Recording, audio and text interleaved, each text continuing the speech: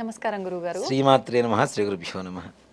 గురుగారు, ప్రతి ఒక్కరు కూడా చెప్తూ ఉంటారు ఇంట్లో నిత్యం దీపారాధన చేస్తూ ఉండాలి అని చెప్పి. అసలు ఎందుకు చెయ్యాలి అనే విషయానికి వస్తే జనరల్గా అనుకుంటాం, మనం ఏదైనా కోరిక ఉంది, లేకపోతే ఏదైనా ఇబ్బంది ఉంది, అది తీరాలంటే చెయ్యాలి, అది కావాలంటే కోరిక తీరాలంటే చెయ్యాలి, ఉన్న ఇబ్బంది పోవాలంటే చెయ్యాలి. ఇదే తెలుసు అందరికీ. అసలు ఎందుకు చేయాలి నిత్య దీపారాధన? మీరు అడిగిన ప్రశ్నలో మంచి సమాధానం ఉంది. కోరికలు తీరాలంటే దీపారాధన చేయాలంటున్నారు కదా. అసలు కోరుకోవాల్సిన అవసరం లేకుండా ఉండాలంటే దీపారాధన చేయాలంట. ఓ, అంటే అన్నీ కలగాలి. కోరుకునే అవకాశమే ఇవ్వడు భగవంతుడు. ఓకే, అలా చేస్తే దీపారాధన నిత్యం చేయాలి. ఇక్కడ నిత్యం హోమాలు ఏమైనా చేయగలుగుతామా మనం? లేదు. యాగాలు చేయగలుగుతామా? లేదు. కొన్ని బ్రాహ్మణ గృహాల్లో తప్పనిసరిగా ఇప్పటికీ నిత్యాగ్నిహోత్రం చేస్తున్న వాళ్ళు ఉన్నారు. నిత్యం ఎలా కుంపట మీద వండింది మాత్రమే తింటారు. కుక్కర్స్, గ్యాస్ స్టవ్లు వాడరు. వంకాయ కూర చేయాలి, చక్కగా నిప్పుల మీద కాల్చుకొని దాన్ని పచ్చడి చేసుకుంటారు. అలాగే కాఫీ పొడి ఉంది, కాఫీ పొడి షాపుల్లో కొనుక్కొచ్చి చెయ్యరు. పచ్చి గింజలు కొనుక్కొచ్చుకొని ఎండబెట్టుకొని వాటిని వేయించి పొడి చేసుకొని కాఫీ ఫిల్టర్ చేసుకొని తాగేటువంటి వాళ్ళు ఇప్పటికీ ఉన్నారు. అలాగే నిలుచొని మంచినీళ్ళు తాగడం కానీ, నిలుచొని భోజనం చేయడం కానీ, ఏదైనా తినడం తాగడం ఏమీ చేయకుండా ప్రపంచంలో ఎక్కడున్నా సిగ్గుపడకుండా కింద కూర్చొని తాగేటువంటి వాళ్ళు, సేవించేటువంటి వాళ్ళు ఇప్పటికీ ఉన్నారు. అందుకని మన భారతదేశం కనీసం ఈ మాత్రం ధర్మపరంగా నడుస్తుంది. కొంతవరకు కుంటిపాతంతో నడుస్తున్నా కొంతవరకు బెటర్గా ఉంది. ప్రపంచం మొత్తానికి కూడాను మన హిందూ ధర్మం అనేది ఒక గొప్పది, అంటే మార్గదర్శకం. ఇలా చేస్తే కష్టాలు ఉండవని చెప్పడానికి కోసమే. అలా ఉండేవాళ్ళు చాలా మంది ఉన్నారు. మరి నిత్యాగ్నిహోత్రం అందరూ చేయగలుగుతారా? అందరూ చేయడం కష్టం కదా. మరి అగ్ని ఎవరి చేతుల్లో ఉంటుంది? ఇంట్లో ఆడవాళ్ళ చేతిలో వంట చేస్తారు కదా. మరి మగవాడు కదా ఇంటికి యాగం చేయవలసింది.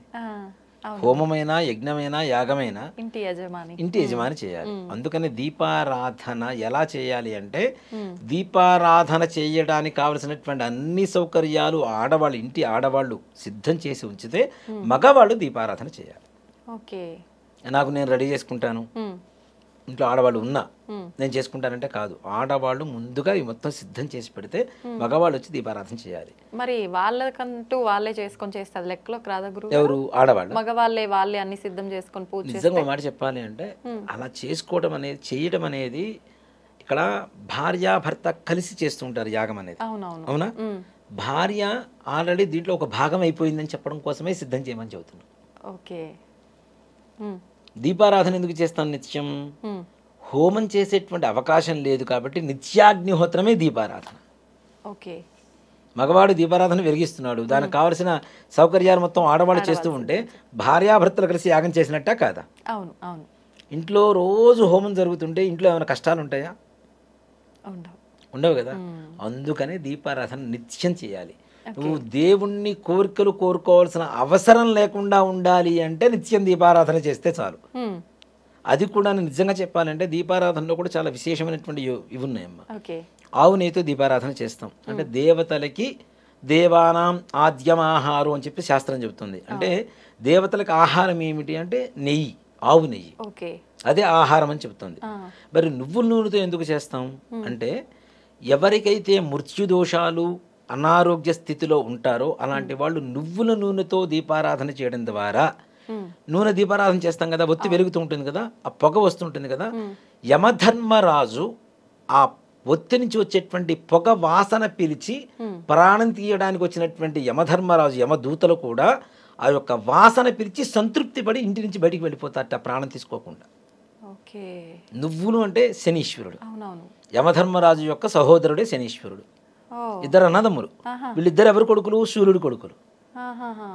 ఆరోగ్యాన్ని ఇచ్చేటువంటి వాడు సూర్యుడు, బాధల్ని ఇచ్చేటువంటి వాడు శనీశ్వరుడు, ప్రాణాన్ని తీసుకెళ్లేటువంటి వాడు యమధర్మరాజు. భలే ఉంది అందరికి పొంతన. ముగ్గురు వీళ్ళిద్దరు ఈయన కొడుకులే, సూర్యుడు కొడుకులే వీళ్ళిద్దరు కూడా. నీలాంజన సమాభాసం రవిపుత్రం అంటే సూర్యుడు కొడుకు. యమ అగ్రజం, యముడి కంటే పెద్దవాడు.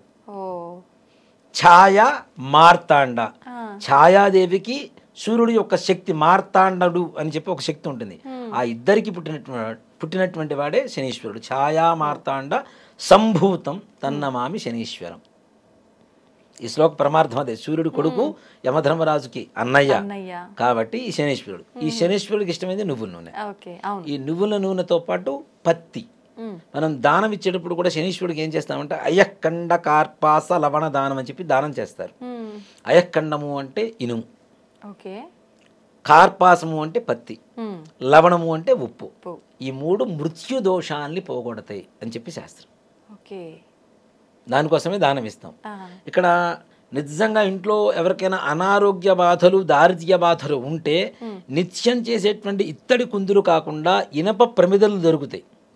ఇనప ప్రమిద తీసుకొచ్చి ఒక 41 రోజు పాటు ఇంట్లో కానీ మీ దగ్గరలో ఉండేటువంటి నవగ్రహాల దేవాలయంలో శనీశ్వరుల దగ్గర కానీ ఈ ఒత్తి వేసి నువ్వుల నూనె వేసి దీపారాధన చేస్తే శని బాధలు తొలగిపోతాయి, సమస్త అనారోగ్య సమస్యలు కూడా తొలగిపోయి ఆరోగ్యవంతులుగా మారుతారు.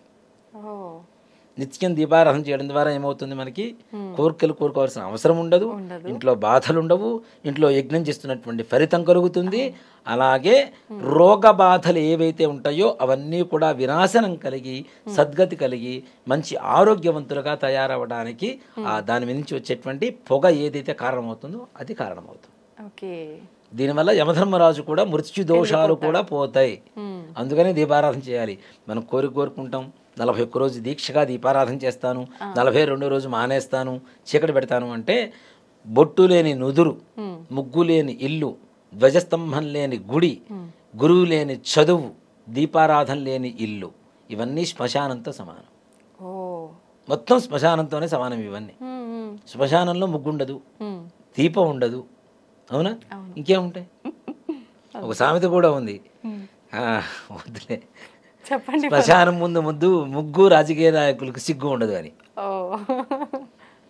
అదొక నానుడి అనమాట. కాబట్టి ఇవన్నీ లేనివి శ్మశానంతోనే సమానమని చెప్తారు. అందుకని నిత్యం దీపారాధన చేయాలి.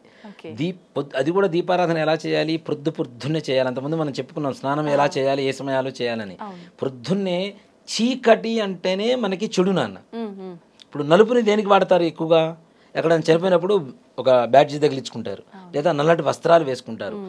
పూర్వకాలంలో నల్ల బొట్టు పెట్టుకున్నారు అంటే వాళ్ళ ఇంట్లో ఏదో అశుభం జరిగిందనే అర్థం, లేకపోతే నల్ల బొట్టు పెట్టరు. నిత్యం కుంకుమ, ఎర్రటి కుంకుమ లేదంటే ఎర్రటి బొట్టు పెట్టుకుంటారు. కానీ నల్ల బొట్టు పెట్టారు, నల్లటి వస్త్రాలు వేశారు అంటే వాళ్ళ ఇంట్లో ఏదో సూతకమో ఎవరో చనిపోయారనో ఏదో అశుభమనో దీనికే పరమార్థం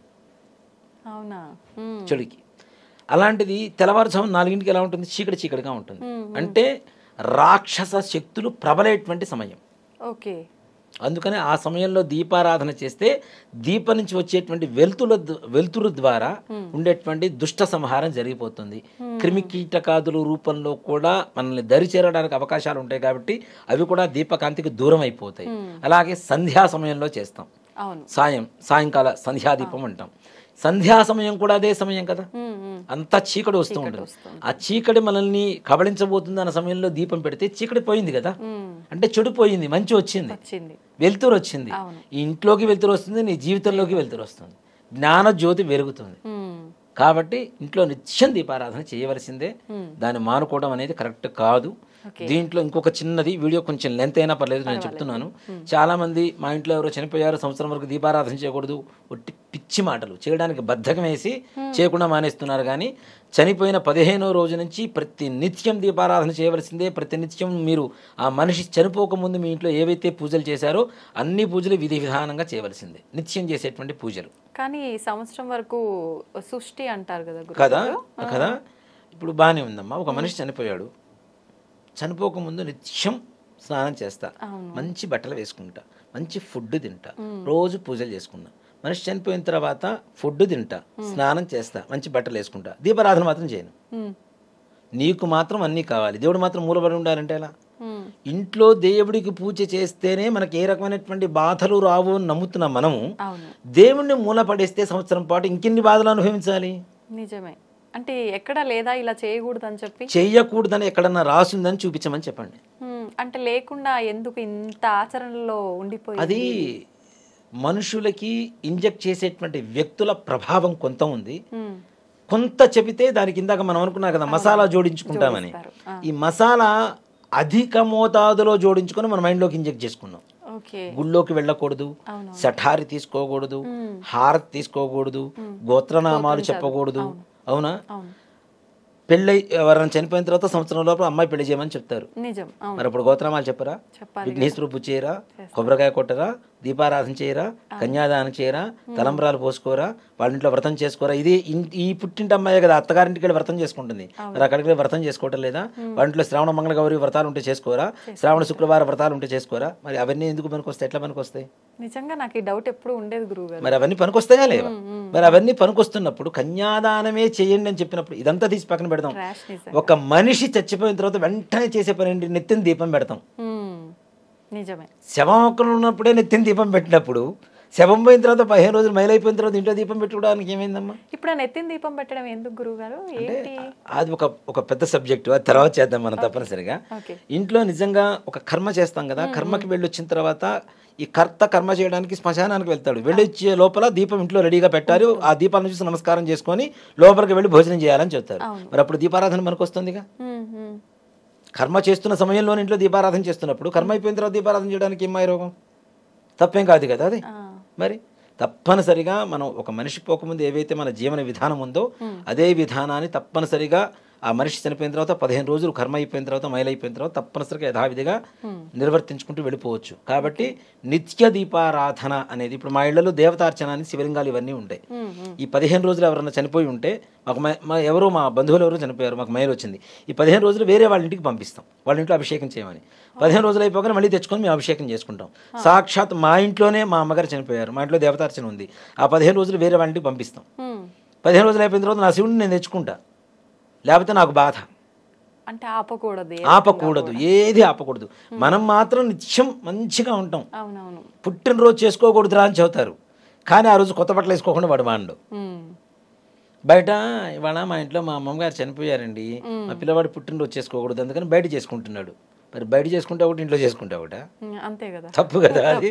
మరి కాబట్టి అలాంటివి ఏమీ లేవు, చక్కగా చేసుకోవచ్చు. విశేషమైనటువంటి పూజలు వ్రతాలు ఏవీ చేయకూడదు. అంతేగాని ఇప్పుడు నువ్వు చనిపోయిన తర్వాత కాశీకి తీసుకెళ్ళి అస్థికలు పోస్తున్నావు, సాక్షాత్ పరమేశ్వరుని దర్శనం చేసుకొని వస్తున్నావు.